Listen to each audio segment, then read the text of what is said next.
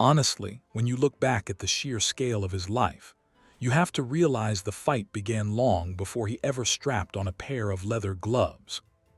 He was born into a specific time and place where the simple act of existing with dignity was, in itself, a kind of daily, exhausting battle against the world.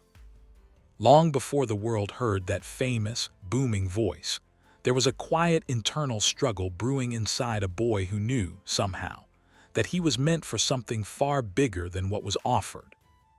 You have to understand that the anger and the charisma weren't just performance art. They were armor forged in the fires of a segregated, deeply divided American South. Before he ever learned the technical mechanics of a jab or a hook, he was already learning how to dodge the psychological blows that society threw at young black men every single day. The ring became a sanctuary later, but his first arena was the street corner, the classroom, and the back of the bus where he refused to feel inferior to anyone. It's crazy to think that the theft of his red Schwinn bicycle was the random spark that ignited one of the greatest, most complex fires in sports history. He didn't just want to find the person who stole his bike. He wanted to learn how to physically fight back against a world that felt constantly unjust and predatory. That first walk down into the basement gym smelled like sweat and old leather, but to him, I imagine it must have smelled like absolute freedom and possibility. From that very first moment he stepped onto the canvas, it was clear he wasn't just fighting an opponent in front of him. He was fighting for his own space in the universe.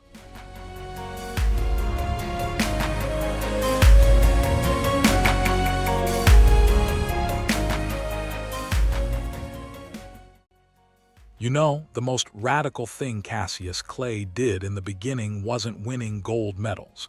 It was simply refusing to be a quiet, grateful participant in a rigged system.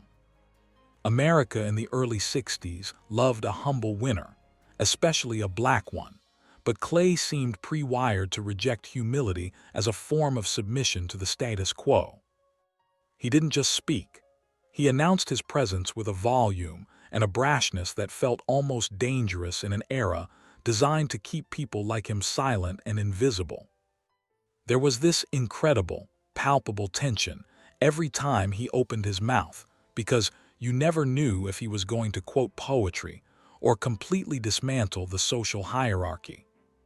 He used his voice like a weapon long before he perfected his footwork, understanding intuitively that words could cut deeper and last longer than any physical punch in the ring. To be fair, a lot of people didn't know how to process a handsome, charismatic black athlete who bragged about his beauty, instead of just being grateful for the opportunity to compete. He was labeled the Louisville Lip, a nickname meant to dismiss him, but he took that label and turned it into a megaphone for a generation that was tired of whispering. His volume wasn't just about ego.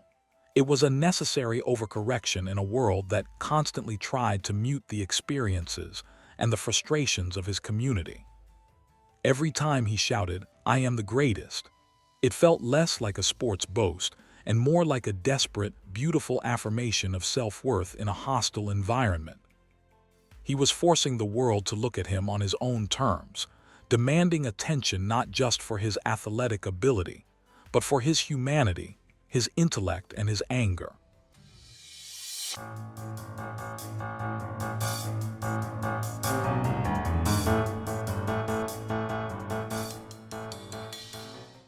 When such a singular, uncontrollable talent enters a rigid, established machinery like professional boxing, you just know there is going to be tremendous friction from day one.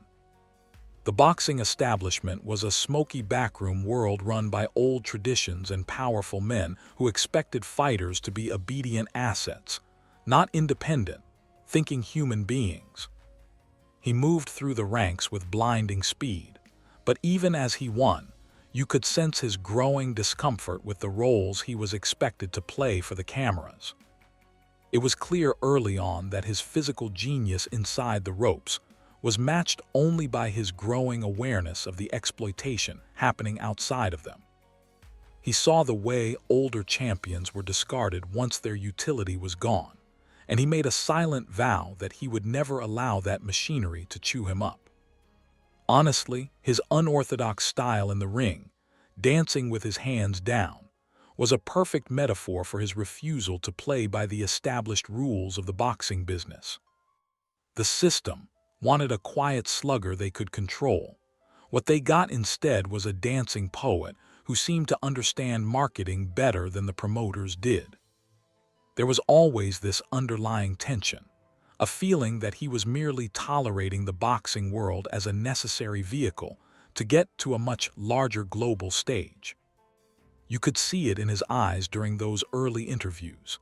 He was already analyzing the game, figuring out how to leverage their platform to serve his own evolving purpose.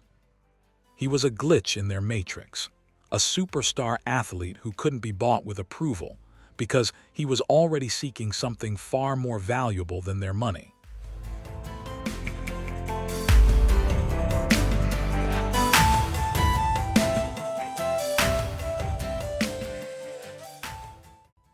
When he finally shocked the world and defeated Sonny Liston, the establishment didn't get the gracious new champion they wanted. They got a man unplugged from their expectations. The traditional role of a heavyweight champion was to be a stoic symbol of strength, a safe and predictable ambassador for the sport, and by extension, for America itself. But Clay rejected that script entirely, refusing to be the good boy champion who thanked everyone politely and stayed within the comfortable lines drawn by society. It was incredibly disorienting for the mainstream public to see a champion who was so openly arrogant, so hilariously vain, and yet so undeniably magnificent in the ring. He used his newfound platform not to unify people in comfort, but to challenge them, forcing uncomfortable conversations about race and identity onto the sport's pages. To be fair, his behavior wasn't just bratty. It was a calculated dismantling of the idea that a black public figure owed the white establishment any gratitude for his success. He became the ultimate anti-hero for a counterculture that was just beginning to bubble up, representing a rejection of old authority figures and outdated moral codes. The more the press hated him and wished for his downfall, the more he seemed to feed off their negative energy, growing larger and more invincible with every criticism. He was redefining what power looked like, showing that you didn't need permission to be great, and you certainly didn't need to be polite about it. Honestly, he was the first modern athlete to understand that being hated by the right people was just as valuable, maybe more so, than being loved by everyone.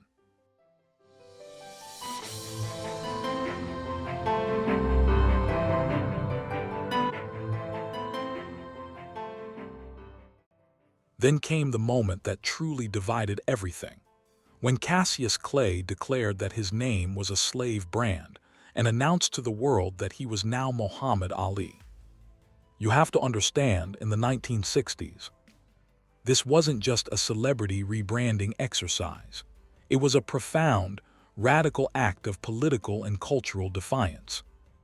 By rejecting the name of the white slave owner who had originally owned his ancestors, he was reclaiming ownership of his own history, his body, and his future. It felt like a personal insult to a large swath of America that still demanded gratitude and assimilation from its prominent black figures, not separatism and rejection. Honestly, the refusal of so many journalists and announcers to call him by his new name was a petty, revealing attempt to deny his agency and maintain control. For Ali, Cassius Clay was the identity of a talented entertainer fighting for white amusement, while Muhammad Ali was a free man fighting for a higher purpose. This was the moment the mask completely fell off, and the world had to confront the reality that their favorite boxing champion was actually a radical thinker. Embracing Islam during that specific era was perhaps the most frightening thing a public figure could do in the eyes of mainstream Christian America. It drew a hard line in the sand, forcing everyone, fans, media, and politicians, to decide which side of history they were going to stand on regarding racial justice. Ultimately, the name change was a declaration that his soul was not for sale, and that his identity was something he defined for himself, regardless of the consequences.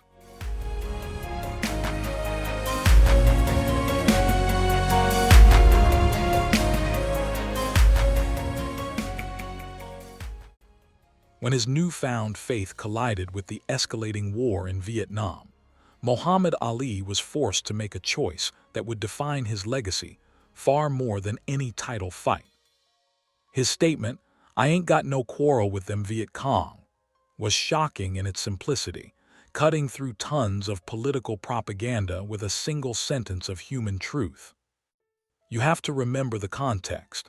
This was a time when blind patriotism was expected, and criticizing the war was often seen as bordering on treason, especially for a black man. It wasn't just a political stance for him. It was a deeply religious conviction that he could not, in good conscience, go kill poor people in another country for a government that oppressed his own people at home. The connection he drew between the struggle of black people in America and the Vietnamese people fighting foreign occupation was revolutionary and incredibly dangerous to the establishment. Honestly, it would have been so easy for him to accept a cushy, non-combat role in the military, do some exhibition bouts for the troops, and remain a beloved national hero. But Ali was pathologically incapable of being inauthentic. If he believed something was wrong in his soul, no amount of money or fame could make him pretend it was right. He was crossing a line that few celebrities ever dare to cross, moving from being an entertainer with opinions to becoming a full-fledged enemy of the state policies. The pressure exerted on him during this time was immense, coming from the government, the media, and even parts of the civil rights movement who felt he was going too far. He was standing on a lonely island of principle, waiting for the tidal wave of public opinion and government power to crash down on his head.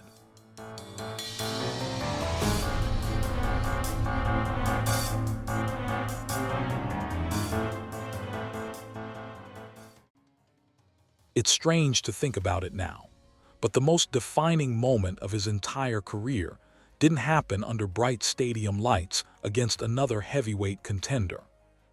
It happened in a sterile government building in Houston, Texas, when he stood there and simply refused to step forward when his name was called for induction into the U.S. Army. That single act of noncompliance was more courageous than stepping into the ring with Foreman or Frazier, because the opponent he was facing now was the entire United States government. You have to appreciate the terrifying reality of that moment. He knew exactly what he was losing: his title, his livelihood, his passport, and potentially years of his freedom. The boxing commissions acted with incredible swiftness, stripping him of his championship belt before he had even been legally convicted of a crime, showing their eagerness to destroy him. He went from being the undisputed heavyweight champion of the world to being a convicted felon and a national pariah in the span of a single afternoon. To be fair, the venom directed at him during those years was intense. He was despised by millions who saw him as an ungrateful draft dodger and a traitor to his country. But in that refusal, he also became a beacon of hope for millions around the world who felt oppressed by American imperialism and inspired by his willingness to sacrifice everything for a principle. He had transformed himself from a mere sports figure into a global symbol of conscience, proving that a man's integrity was worth more than any golden belt. The real fight had now moved from the canvas ring to the courtrooms and college campuses of America, where he would spend the prime years of his athletic life.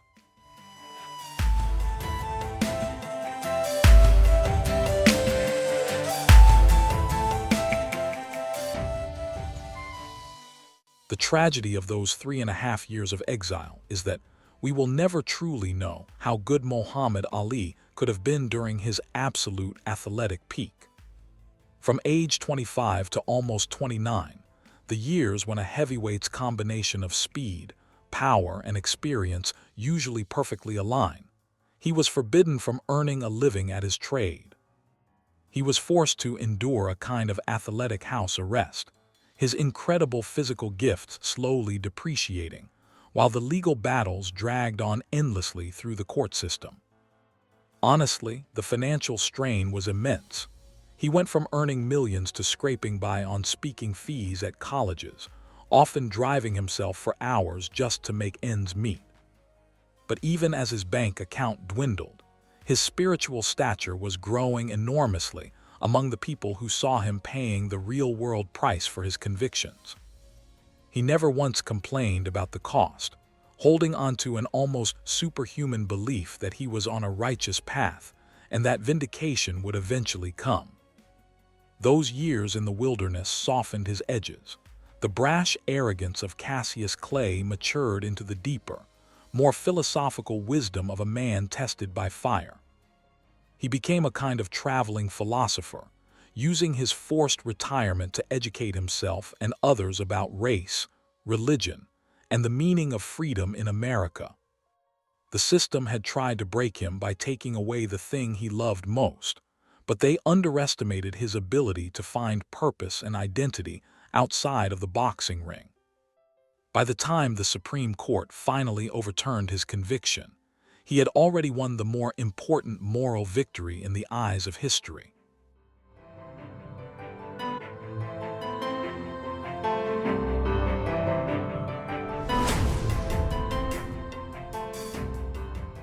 When he finally returned to the ring in 1970, the world realized that while they had exiled a boxer, they were welcoming back a full-blown living legend. He was slower now, the blinding footspeed of his youth replaced by a kind of veteran cunning, and an incredible ability to absorb punishment that was almost frightening to watch. The second half of his career wasn't about athletic perfection. It was about pure heart, dramatic storytelling, and an almost masochistic willingness to suffer to prove his point. You have to admit, the sheer audacity of challenging George Foreman in Africa, the rumble in the jungle, was a piece of theater that only Ali could have dreamed up and executed. He didn't just want to win a fight. He wanted to create a global cultural event that celebrated Black power and reconnected African Americans with their ancestral homeland. The way he psychologically dismantled the terrifyingly powerful Foreman before a single punch was thrown remains one of the greatest mind games in the history of sports competition. Winning that fight against all odds wasn't just a sports victory. It felt like a cosmic vindication for every stance he had taken during his years of exile. He was no longer the hated radical. Time and his own undeniable greatness had forced the mainstream to finally accept him on his own uncompromising terms. Honestly, those later fights, especially the brutal wars with Joe Frazier, took a terrible toll on his body, sacrificing his long-term health for the immediate glory of the moment. He returned to reclaim what was stolen, proving that you could fight the entire system, lose everything, and still come back to win without ever asking for permission.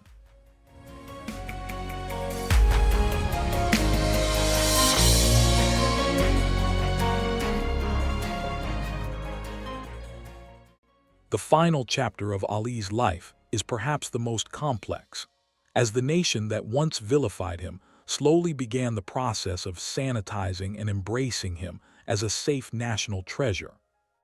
As Parkinson's disease slowly robbed him of his physical gifts and that beautiful, dangerous voice, he became an easier figure for the establishment to love and celebrate.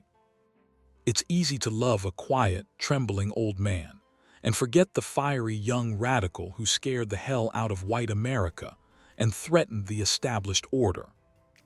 There has been a concerted effort to rewrite history, turning him into a universally beloved figure of unity, while erasing the deep divisions and hatred he actually inspired. You have to be careful not to let the soft-focused nostalgia obscure the hard reality that his life was a constant, brutal battle against racism, war, and injustice. To be fair, his courage did eventually change minds, forcing many people to confront their own prejudices and realize that he had been right about the Vietnam War all along. But we do him a disservice if we only remember the beloved champion and forget the defiant outcast who was willing to lose everything for what he believed was right. His true legacy isn't just in the boxing records. It's in the example he set of how to live with unshakable integrity in a world constantly trying to bend you. Honestly, the greatest fight Muhammad Ali ever won was never inside a ring. It was the fight to be authentically himself in a world that wanted him to be someone else. Ultimately, he forced America to look in the mirror, and even if it took decades, the country is better for having faced the reflection he provided. If you find these deep dives into history as fascinating as I do, please consider subscribing to the channel and hitting that notification bell so you never miss a future episode.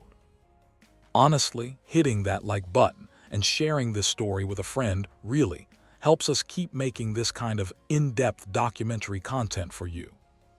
I genuinely love to hear your thoughts down in the comments section about what Muhammad Ali's legacy means to you personally today.